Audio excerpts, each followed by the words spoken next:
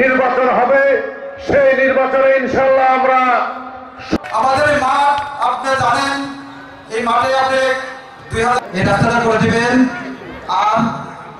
আর হলো এই ছাত্র কেউ যদি মনে করে ঢাকা জিতে গেছি ইউনিভার্সিটিতে আর জিতছে তো কি করে, এটা বাংলাদেশের মানুষ জানে।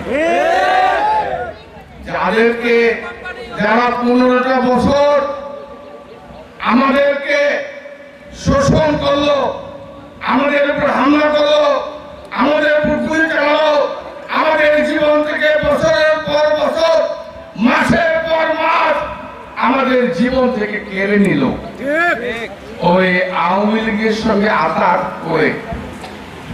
আমরা কি এগুলো বুঝি না? বাংলাদেশের মানুষ বুঝে না? আপনারা আওয়ামী লীগ আর জামাতে ইসলাম এখন একাকার হয়ে গেছে।